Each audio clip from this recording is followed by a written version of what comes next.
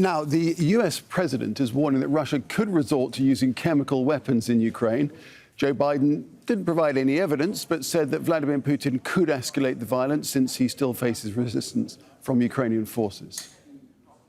His back is against the wall, and he's talking about new false flags he's setting up, including he's asserting that we, America, have biological as well as chemical weapons in Europe.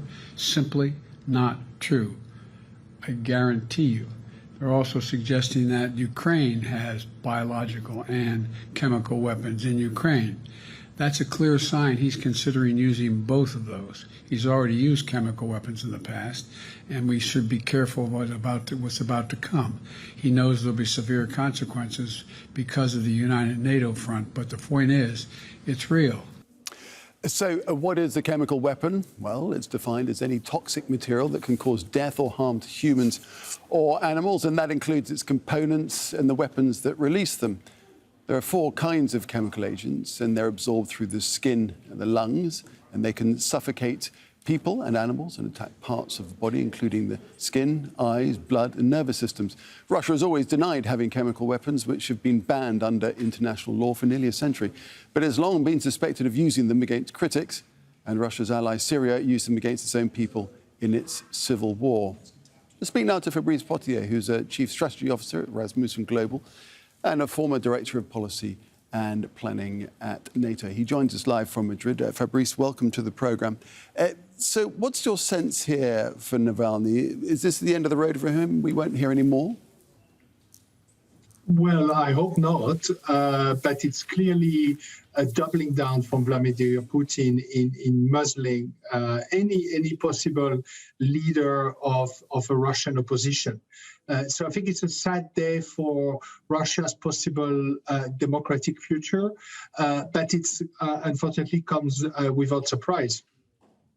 And as far as the chemical weapons are concerned, if Putin deploys chemical or biological weapons, what effect would that have on the dynamics of this conflict?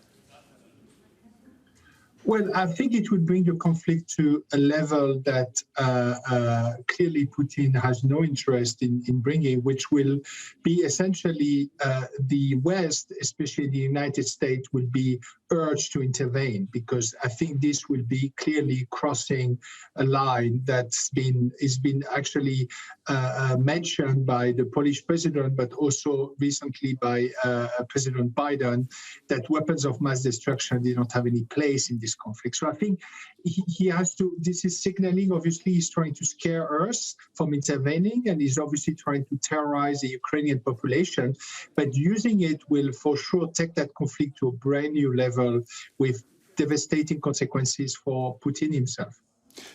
But so you have to wonder why Russia would do this at all, because are their backs really against the wall, as Biden would have it, or could they just not just mobilise, the might of their air force to try and neutralise the fighters in Ukraine?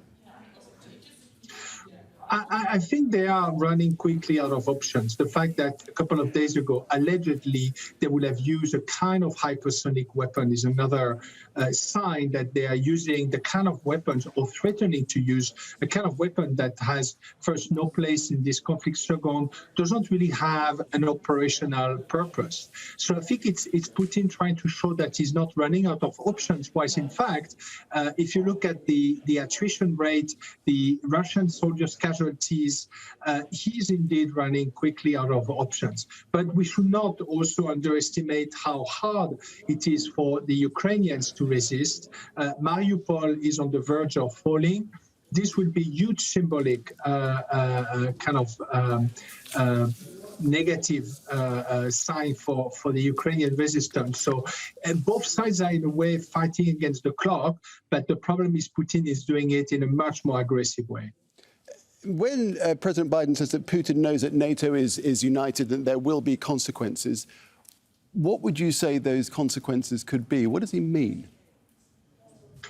Well, I think it would be wise for NATO leaders not to say what the consequences would be. That's the whole point of sending this kind of ambiguous message saying we will respond, but we're going to keep basically the response to our own judgment, depending on what you're about to do. So I think this is the right kind of messaging. In my view, it comes a bit late, since Vladimir Putin started this whole operation with some nuclear saber rattling, which was left unanswered at NATO and more broadly in the West.